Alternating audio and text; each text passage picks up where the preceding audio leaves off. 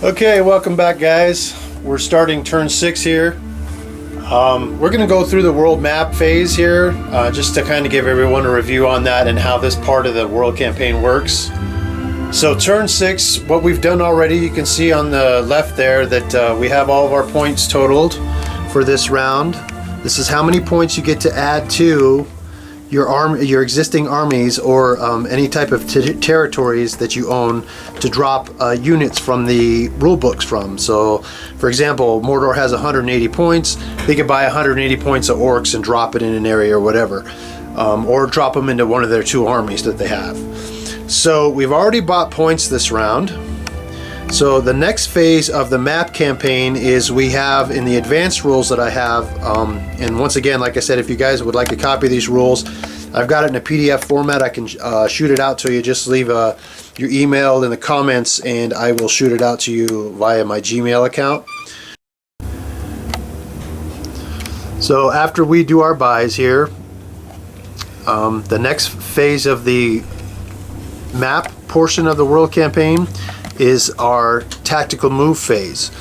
So we have tactical points that we use at the beginning of each turn. Each nation has 3 tactical points to spend. You can spend the tactical points to build permanent defenses in an area. You can spend them to buy militia to defend for a round, or you can spend them to bid initiative. So you see over to the right here, these point totals, or I'm sorry, the left here, these point totals are also shows the order in which our armies move. So if we bid initiative, we can actually change the order in which some of the armies move on the world map. So we're going to go ahead and move to the, like I said, we've already made our buys. So we're going to go ahead and move to the tactical phase where we're going to do army moves and bidding. So the first one to announce would be the Mordor player. So what did Mordor use their 3 tactical points for? So Mordor is going to do militia. Okay. Mordor's buying militia. Now he doesn't have to say where the militia is placed yet. You actually announce your militia after the armies move. So it's kind of like a hidden factor. Next would be Gondor. Gondor is also spending all 3 points in militia. So then the next is Isengard. What is Isengard doing with their tactical points? Isengard is going to upgrade. Okay, so Isengard is building a fortress or upgrading a current fortress with their tactical points. Rohan goes next. Rohan is spending 3 points of their tactical points on initiative. So they'll be going as soon as possible.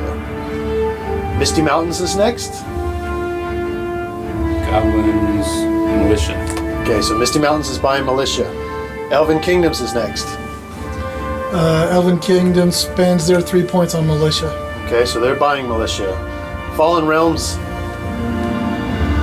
Upgrade. Okay, so Fallen Realms is building a fortress or upgrading an existing fortress. And the Dwarven Holds, what are they doing? Spend their 3 points on initiative. Okay, so we have turn orders changed now. Because Rohan and the Dwarves bid on initiative, the turn order changes a little bit. So because they both spend 3 points, you go off the default, but you move them up. So Rohan spent 3 points on initiative, so they go before Mordor will go. And then the Dwarven Holds also spend 3 points too, so they move up to the top of the turn order as well. Because these both are a tie, then you go off natural turn order. So it'll be Rohan, then the Dwarves, then Mordor, then Gondor, Isengard, Misty Mountains, Elven Kingdoms, Fallen Realms, on the turn order of when we move our armies. So the next phase is, now we move our armies. The final phase is after that we announce where the militia is, and then we actually, depending on where the battles lie on the map, that's when we'll take those armies, bring them upstairs and fight those battles. So Isengard, or not Isengard, Rohan gets to go first. Rohan only has 1 army because we lost an army last turn in Helm's Deep. So the army that we're moving is number 1, and we're moving here, right into this goblin army here. So generally what we'll do, and this is kind of keep the world map clean, is that instead of using this marker, I'll use this little arrow here to show that I am invading this area with this army. So that's that army. The dwarves now moves their first army. So go ahead and move your army. Make sure I get these in here.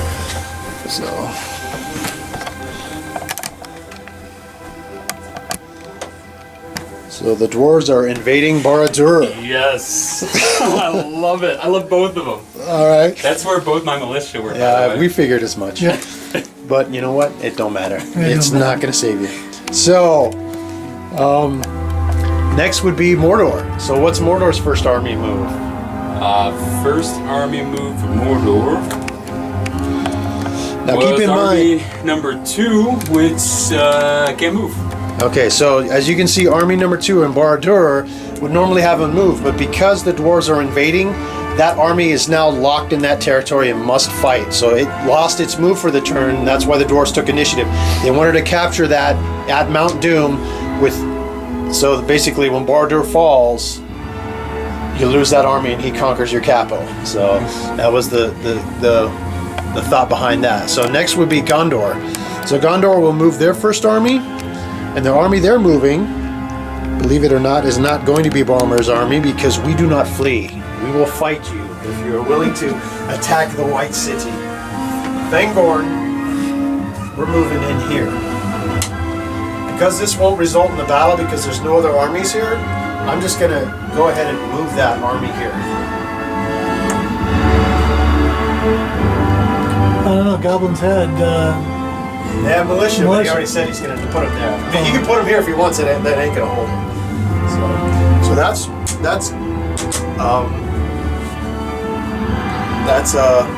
Gondor's move for their army. So then we go to Isengard. Isengard. Number 2. So Army 2, which is in Helm's Deep. Where's that going? I haven't decided. Huh? I hadn't decided yet. You hadn't decided? Well, Losing daylight. I think you just go for the Grey Havens and just leave Middle Earth altogether. It's my theory. I think that's what Saruman would do. Trying to say this, but Okay, so he does a double move. As long as he starts and ends his turn in territories that he controls, he can move 2 territories instead of 1. So what he did was he did 1 because he owns this territory, and 2 to own this territory. So obviously he's either moving north to attack Fangorn or try and come up here and do whatever he needs to do. So that was Isengard. Rohan had moved up, so we skip Rohan. Now we do Misty Mountains. So which army did you choose to move first with Misty Mountains? 1. Okay, so this army has to move now. So where's that army going? Right below. Here? Yeah. Okay. So he's just doing this because this doesn't. Well, this may result in the battle. I'm just going to go ahead and point that. So this guy is moving down to here. Okay. So that was Misty Mountains. Now next is Elven Kingdoms. Which army are you moving first? Army number 1. So army number 1 is going that way. That won't result in a battle, so you're just gonna go ahead and move that there. So we're gonna go ahead and award the elves this territory. So they will control this and it'll up them 15 points for next turn. So elves are done with that army. So then we go to Fallen Realms. Fallen Realms, which army are you moving first? 2. Okay, which is this army. Where's that going? It's going to get some. Minus Tirith. Okay. Get So some. this is kind of what we predicted in the last turn. So we have this army going into Minus Tirith. Then we have the Dwarven Holes, which actually moved up. They've already moved, so then we go back up to the top of the turn for the next armies.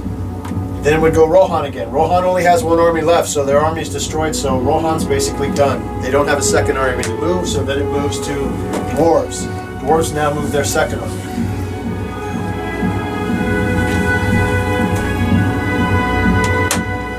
Dwarves are moving down. So this won't result in combat. So we'll just go ahead and move that Dwarven army down there. And you could move the other one into the... Yeah, and we'll go ahead and move this army here into Barad-dûr so that we know which of these 2 armies is in there. So we'll kind of clean up this world map a little bit. So we know that this is kind of locked in. So we'll go ahead and move this here. Alright. So we're done with dwarves. So then it goes to Mordor. So Mordor now has an army left. Osgiliath. So Mordor moves into Osgiliath.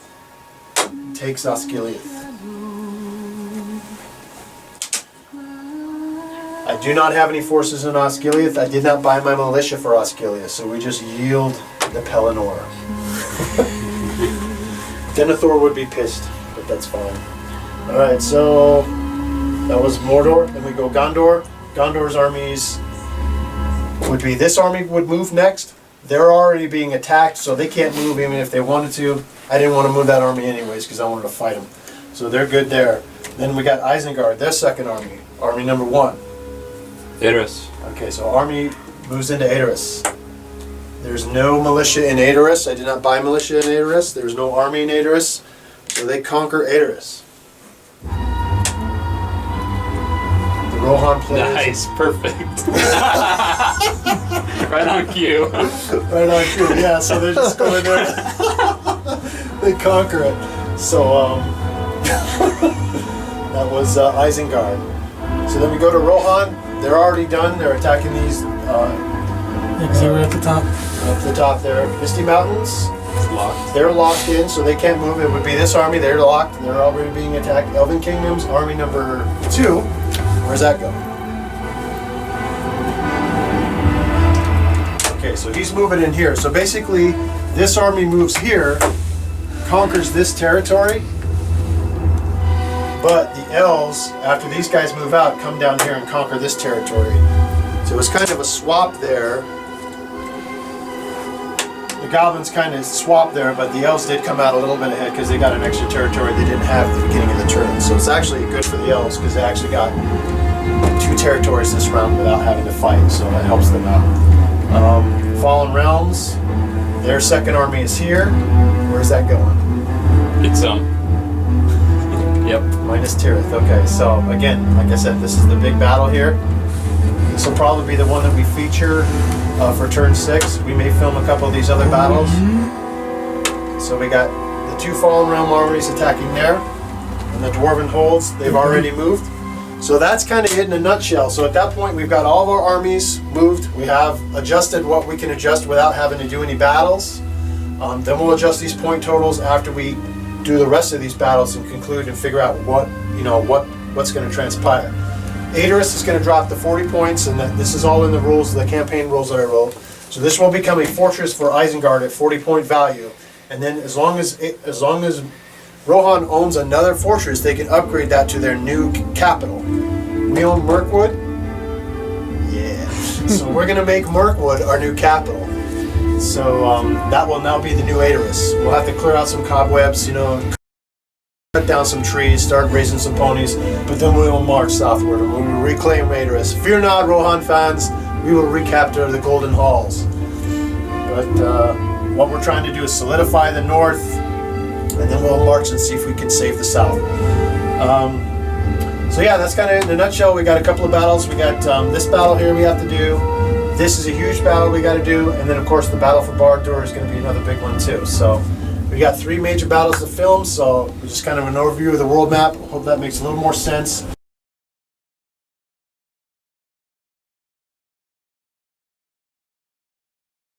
So you make this a walled fortress. So we'll signify that on the map. And then where's your other one? That's where he'll make his last stand. Yeah. Well, I see dwarves trying to come in the back door there. Yeah. So that's what the dwarves are all the way about. they do it. They always approach the back door. That's what I hear. But that's just That's why I like it. So then